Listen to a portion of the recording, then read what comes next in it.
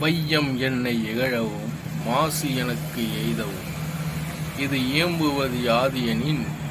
பொய்யில் கேள்வி புலமையினோர் புகழ் தெய்வமாக்கவி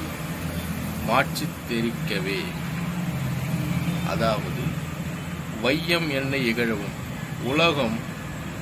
உலகத்து பெரியோர் என்னை ஏளனம் செய்யும்படியாகவும், மாசு எனக்கு எய்தவும், அந்த ஏளன காரணமாக எனக்கு குற்றம்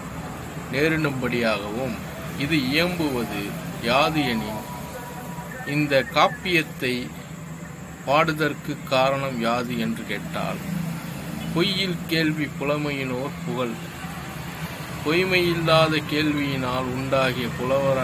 புலமையாளராகிய வான்மீகி முதலானோர் சொல்லிய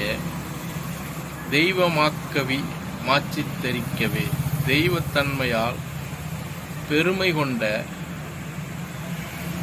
கவிகளின் பெருமையை உலகிற்கு உணர்தலே ஆகும்.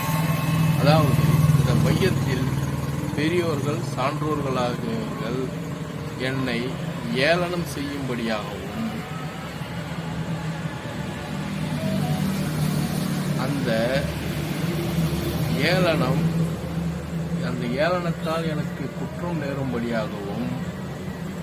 யாராச்சும் சொன்னாங்க அப்படின்னாக்கா,